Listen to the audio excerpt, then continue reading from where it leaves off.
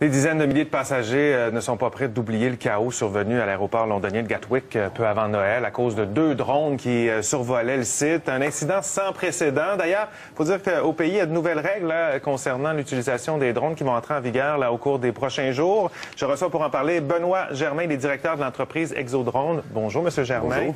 Ce qui s'est passé du côté de Gatwick, c'est révélateur d'une situation mondiale. Il y a de plus en plus de drones qui volent dans notre ciel. Oui, la population, en fait, de drones au Canada a déjà dépassé le nombre d'aéronefs standards. Bon, est-ce que quel parallèle on peut faire entre ce qui s'est passé du côté de Gatwick, en fait, et les règles en Europe versus les nôtres ici? Ici, on est un petit peu plus sévère. En fait, en Europe, en fait, je dirais principalement, là, si on prend Gatwick, ils ont une règle qu'on doit respecter 1 kilomètre d'un aéroport. Ici, on est à 5,6 kilomètres. Si on veut ou on désire se rapprocher d'un aéroport, on doit demander l'autorisation de Transport Canada, ce qui n'était pas le cas en Angleterre. On a l'impression, des fois, quand on voit ces drones, parce qu'il y en a des petits, il y en a des gros, on a l'impression que c'est en plastique puis que ça ne peut pas vraiment faire de dommages. Ouais. Ben, on se trompe, hein? On se trompe vraiment. En fait, Transport Canada, en 2013, on fait un rapport, en fait, on fait des analyses et on conclut qu'un drone était 2 fois plus impactant qu'un oiseau pour un aéronef. Donc, un drone, même les petits drones qui sont communs pour tout le monde, peuvent transpercer une aile facilement. Là. Bon, quand on parle de drones, bien sûr, bon, il y a des drones professionnels qui sont utilisés à toutes sortes de sauces, en fait, pour faire de la recherche, des fois, pour aider. D'ailleurs, vous, c'est dans ça que vous vous spécialisez. Vous formez des pilotes de drones. Oui, des pilotes de drones professionnels, oui, exactement. Bon, on s'en sert pourquoi au juste et où ça peut être? Il y a dans le secteur minier, dans le secteur de l'épandage agricole, dans le secteur, exemple, pour détecter des feux de forêt, par exemple, ou superviser des feux de forêt.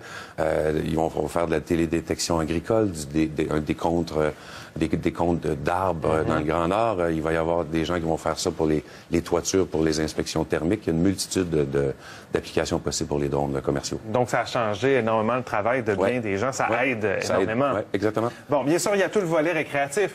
Hein, puis on peut penser que peut-être à Noël, il y a bien des drones qui se sont retrouvés sous le sapin, peut-être des petits, des moyens. Parlez-nous des règles. Est-ce qu'on peut faire voler notre drone n'importe où? La réponse est non, en fait. Malheureusement, la réponse est non. En fait, au Canada, la manière que ça fonctionne, c'est que si vous faites voler un drone, vous avez reçu un drone à Noël, il y a 2 options qui s'offrent à vous. La première des options, il y a des terrains qui s'appellent des terrains MAC. Donc, c'est Modélistes aéronautiques associés du Canada, qui ont environ, à peu près, je vous dirais, 500 terrains au Canada.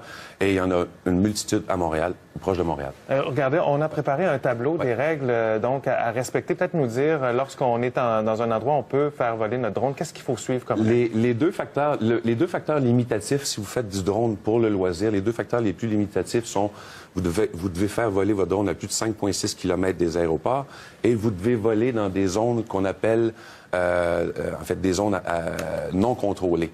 Et pour les gens qui sont un peu plus profanes par rapport à ces termes-là, il y a des applications et des outils comme ça qui font en sorte que sur Internet, c'est très facile à s'y retrouver. La liste est assez longue, mais on en a sorti quelques-uns. Là, il faut faire voler notre au moins à plus de 30 mètres en fait de véhicules, de bateaux, à plus de 5,6 km d'un aéroport, à moins de 9 km d'une zone de catastrophe. Pas nuire, bien sûr, au travail d'équipes d'urgence, par exemple, de policiers. Quand on dit également faire voler le jour, jamais dans les nuages, toujours dans notre champ de vision et à une altitude maximale de 90 mètres. Oui, 300 pieds. On parlait loin des zones de catastrophe. C'est pas une bonne idée d'aller filmer et aller voir ce qui se passe parce qu'on peut nuire lors d'un feu de forêt, par exemple. On pourrait nuire au travail des pompiers. Les aéronefs volent à basse altitude dans les feux de forêt et puis les gens sont curieux, veulent aller voir ça, mais vous intervenez en fait dans le travail des équipes d'urgence. Bon. Quels sont les changements annoncés par Transport Canada? Il y en a qui s'en viennent en 2019. En fait, on nous avait promis un changement pour 2018 et là, on nous a dit que ça allait rentrer rapidement en 2019. Les principaux changements, en fait, le changement majeur, c'est qu'aujourd'hui, on fait la distinction entre les vols de loisirs et commerciaux. Il n'y aura plus cette distinction-là. Tout le monde va être traité sur le même pied d'égalité. Et on a déterminé, en fait, des zones à risque. Et il y aura un nouveau métier, il va y avoir une nouvelle licence de Transport Canada de pilotes de drones, comme les pilotes d'hélicoptères et les pilotes d'avion. Et par opposition, ceux qui n'ont pas cette licence-là vont être forcés de voler à l'extérieur dans les zones rurales. Donc, ce sera des licences pour des pilotes professionnels de drones. Là. Exactement. Ouais. On va pouvoir continuer à faire voler nos drones de façon récréative. Oui, mais il y a des zones, en fait, particulières. Le plus important, c'est de voler dans des zones qui ne sont pas contrôlées. Et comme ça, je vous disais tantôt, il y a des applications sur Internet, même sur iPhone, Android, où est-ce que vous allez voir si c'est vert, vous pouvez voler. Si c'est rouge, vous ne pouvez pas voler.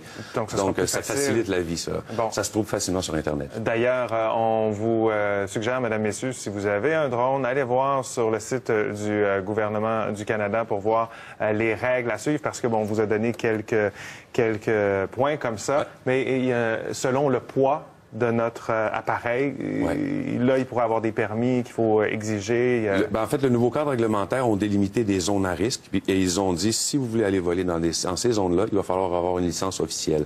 Sinon, ça va être un peu l'équivalent de si vous voulez vous acheter un bateau pour aller sur le fleuve, vous avez besoin de vos cartes aéronautiques.